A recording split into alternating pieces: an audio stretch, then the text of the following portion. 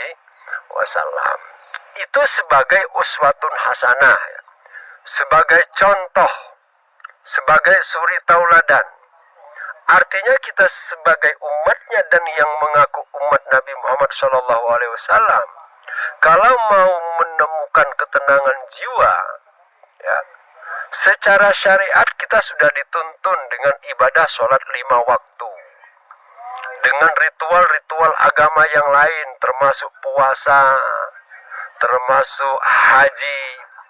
Itu adalah rangkaian-rangkaian ritual agama sebagai instrumen, ya, sebagai alat untuk menggapai ketenangan tersebut.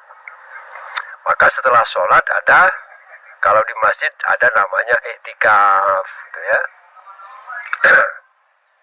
Ada wiritan, ada berdoa. Itu adalah afirmasi sebetulnya, ya. Itu adalah instrumen untuk mendapatkan ketenangan tersebut. Maka puncaknya dari kita melakukan untuk menemukan jati diri kita asli, supaya sinkron, man arofa nafsahu faqad arofa robbahu. Jadi bagi siapa yang ingin tahu siapa Allah, siapa Tuhannya, maka dia harus mengetahui terlebih dahulu siapa dirinya, siapa nafasnya, apa nafas tersebut.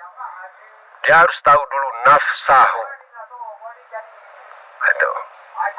Maka kholwat pun, suluk pun, uzlah, tahanus, ya, kemudian semedi atau meditasi secara umumnya, itu juga adalah instrumen di tatanan level ketika sudah kita naik setingkat 2 tingkat lebih tinggi daripada tatanan hukum syariat. Artinya dengan kita meditasi atau suluk atau uzlah atau kholwat tidak merubah tatanan syariat. Tetap kita lakukan sholat 5 waktu, ditambah dengan ibadah sholat sunat seperti tahajud, seperti sholat hajat, sholat duha, sholat tasbih, dan lain sebagainya.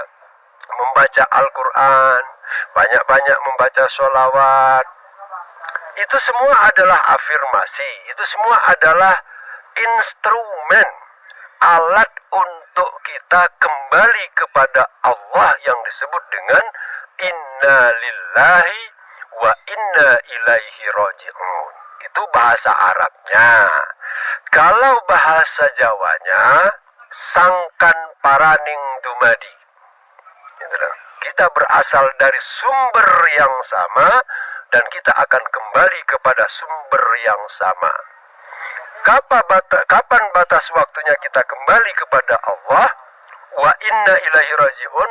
Ya tentu selagi kita masih hidup, selagi kita masih sehat secara jasmani dan secara rohani.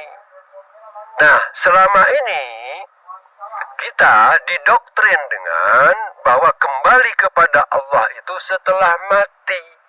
Padahal yang namanya jiwa, yang namanya ruh, itu bisa kembali kepada Allah ketika roh tersebut mempunyai kendaraan yang bernama jasmani atau jasad atau